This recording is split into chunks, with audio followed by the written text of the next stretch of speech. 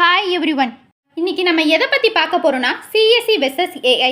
இதில் எது பெஸ்ட்டுன்னு பார்க்க போகிறோம். இன்ஜினியரிங் படித்த பல மாணவர்களுக்கு இருக்கக்கூடிய கேள்வி, காலேஜ் அடிப்படையில் சூஸ் பண்ணணுமா, கோர்ஸ் அடிப்படையில் சூஸ் பண்ணணுமா? காலேஜ் அடிப்படையில் சூஸ் பண்ணுவது பெஸ்ட்டு.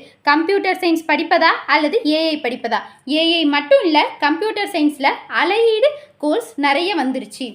மாணவர்கள் புரிஞ்சு கொள்ள வேண்டிய விஷயம், கம்ப்யூட்டர் சயின்ஸ் பெட்டரா அல்லது ஏஐ பெட்டரா, கம்ப்யூட்டர் சயின்ஸ் பெட்டரா அல்லது ஏஐ எம்எல் பெட்டரான்னு பார்க்கும்போது கம்ப்யூட்டர் சயின்ஸ் ஃபஸ்ட்டு ப்ரிஃபரன்ஸாக வச்சுக்கோங்க.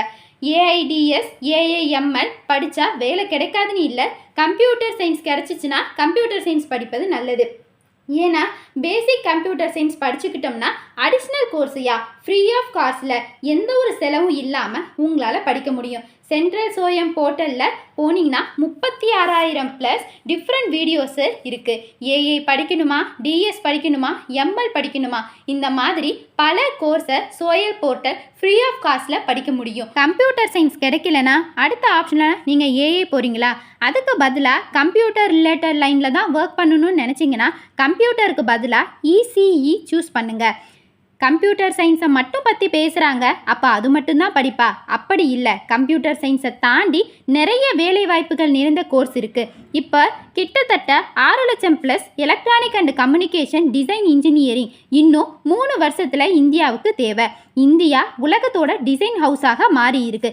எலக்ட்ரானிக் அண்ட் கம்யூனிகேஷன் படிச்சுட்டு விஎல்எஸ்சி எம்பேடல் மாதிரியான டிசைன் கோர்ஸுக்கும் போகலாம். எலக்ட்ரானிக் அண்ட் கம்யூனிகேஷன் படிச்சுட்டு ஐடி ஏஐக்கும் போகலாம். அப்போ எடுத்த உடனே ஏஐ டேட்டா சென்ஸ்னு சுருக்கிறதுக்கு பதிலாக கோர்ஸில் இன்ஜினியரிங் படிக்கிறது நல்லது.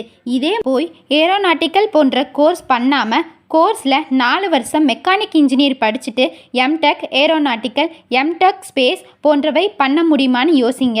எப்பொழுதும் காமன் கோர்ஸ் எடுத்துட்டு கல்வி சிறப்பான கோர்ஸ் அடிஷ்னலாக பண்ணுறது நல்லது. மீண்டும் ஒரு புதிய நிகழ்ச்சியில் உங்களை சந்திக்கும் வரை உங்களிடமிருந்து விடைபெறுவது Y Keerthana, Bharathi higher secondary school 12th T1.